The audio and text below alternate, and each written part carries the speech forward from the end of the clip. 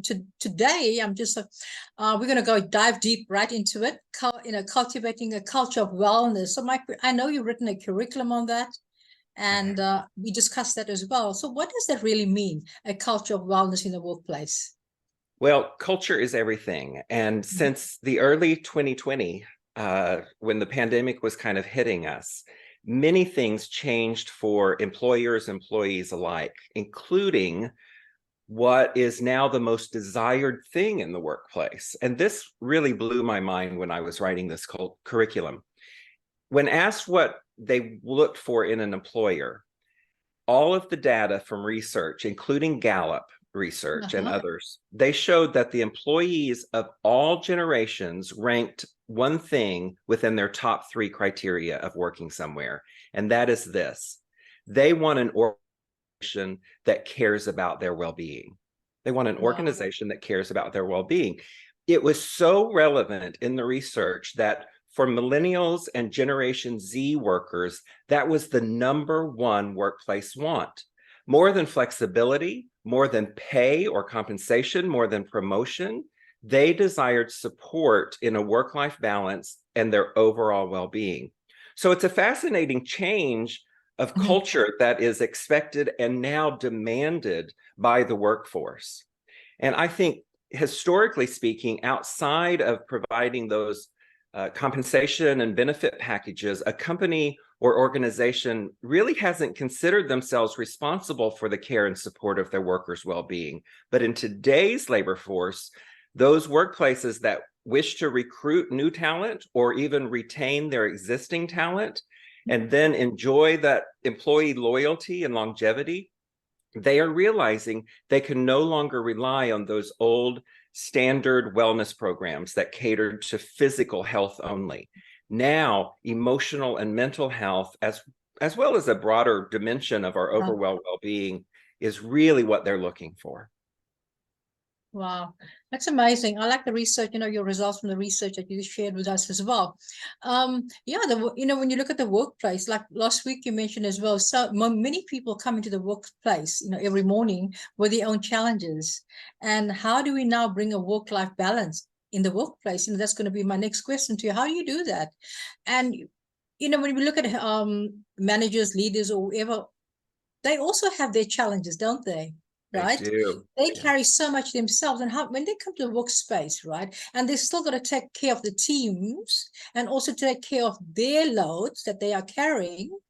So how do they do that? So how do you hit that, hit that rock or hit whatever it is to bring in that work-life balance? Well, that term, work-life balance, is something we hear a lot. And unfortunately, it's a little backwards because we're still putting work first rather than life.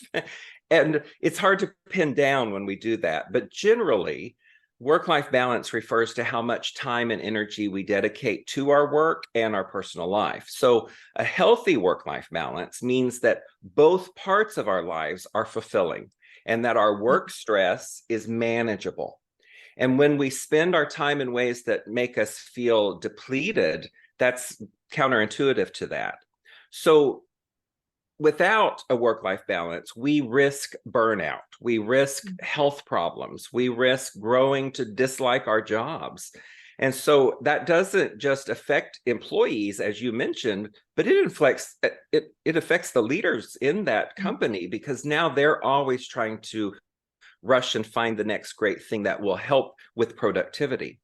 But today's very competitive landscape is centered around the employee experience. We have to pay attention to that work-life balance because it's crucial for effective strategic management. And so I think it's the most important thing for us to look at as leaders. The anxieties and the uncertainties of the pandemic made one thing very clear to the landscape of the workplace. When it comes to our priorities in this new era of employees, the one thing that rivals even that salary or the job stability or the benefits is work-life balance, having a company that cares for me. And that is a great balancing act that we have to manage. And all of the statistics that we show now are rather concerning. Even the Psychological Association of America found that 79% of US workers we're dealing with stress to a point that they want to quit.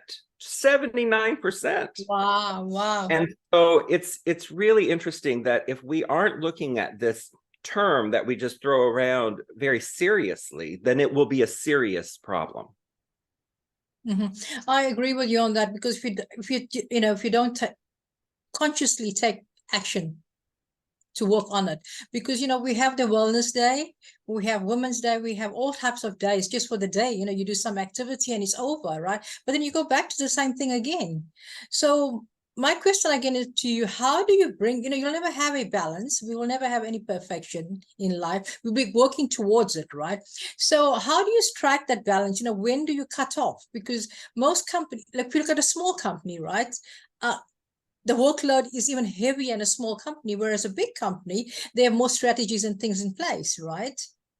Yeah. So in a small company, or any company, how do you bring that work-life balance, number one, And I think it's going to be really challenging for most companies, because now they've got to revisit the old policies that they had in place. And even with the HR, how does sick leave come into play? When does it come? And it's very important, right? And also when we look at leaders within the workplace, are they getting that support to support the people that are within the teams? Because you can be totally, totally drained by, listening to everybody's stories, and yet employers expect that out of you. And then it's target driven, right? The workplace.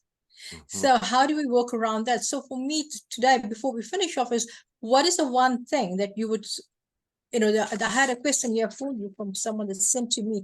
How do leaders cultivate a culture of wellness in the workplace? How would this be? Is it through team building, or is it giving them days off at any time? Or when you're feeling burnt out, we allow you to go away or time out? Yeah. I think when it comes to improving the well-being of our employees, many leaders wonder what their role is in that. How do we influence employee well-being in the first place? But really, let's break it down in a way that's easy to understand and applicable for those leaders, because the points to consider include all the benefits that would arise from that. So we first have to recognize that work and life are interconnected. You're not going to get away from that. So that's the balance that we're seeking. And that research consistently tells us that work affects our home life and vice versa. So when we are in that place of understanding that well-being consists of some key elements, including everything that's going on at home that you don't know about, then we have to work together. And when employees are thriving in multiple areas of well-being, issues like disease burden or burnout or anxiety or any related decrease in their well-being, we have to understand that that focus on their physical well-being alone is not enough. We have to look at the holistic well-being, and that well-being can be transformed. When genetics play a significant role in our health, we have to understand that.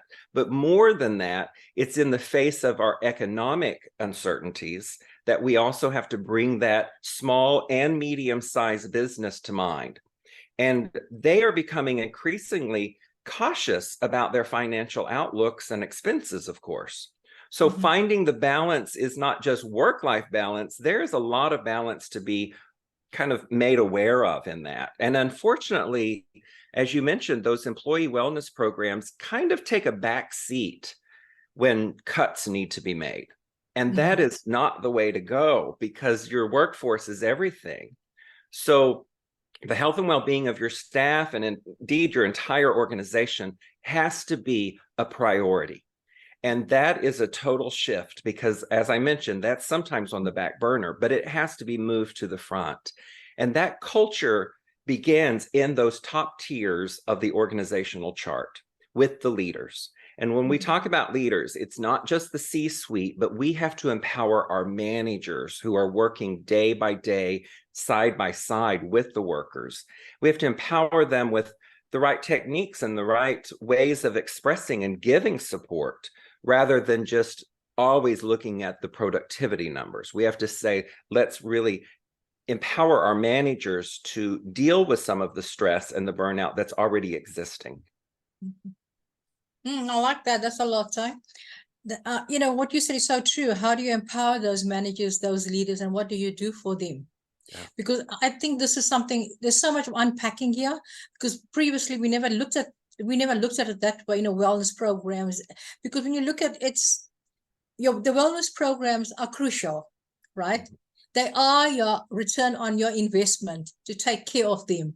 Only by taking care of your employees or your leaders, your supervisors, the people that are leading teams, will your business grow. Because if it doesn't, there's going to be a problem with the productivity, right? Every time someone takes off, every time someone is sick. And this is where leaders should, you know, come in and say, okay, what can we do differently now? And what is that difference? What does it look like? You know, what does it look like in my company? And it'll differ in each company, right? Yeah. Depending on the people that you have and the challenges that they have emotionally or physically, whatever it is. So thank you so much on that, Chaz. Yes, you're welcome. I just want to mention one thing before we go. What you just said sparked something for me. It's an amazing thing to notice that, especially in the US, we lose about $300 billion annually on productivity loss. And the reason for some of that, much of it actually, is that our employees are not taking the days off that they have accrued. And they're saving it for whatever reason, kind of a just in case. And that is one of the cultural changes we could put into place, is addressing our managers to say, you have X amount of days off. You don't have to take them for your sick days. Take it as a wellness day. Take it as a mental health day, so that you are getting out ahead of that stress and burnout. So I just wanted to mention that, because I love it was that. a good. I mean, that's so true. That's so true. Don't wait for that time. Make sure they are taking the days off, you know, and make sure that when they take those days off, that you allow them to put their phones off, their computers off, that they really have that break and have that rest. Thank That's you. right. Yeah, yeah. Thank you. This was so good. I can't wait to do some more of this. Me too. And I think, you know, it's so good. I can't stop this because, you know, I'm all about wellness as well. I work for a company. I'm just going to quickly, yeah, I work for a company in Hong Kong. And one of the things that they did was really good for leaders, right? Really, really good. And they would take you away anywhere in China or wherever it was, and you'd go away for a week.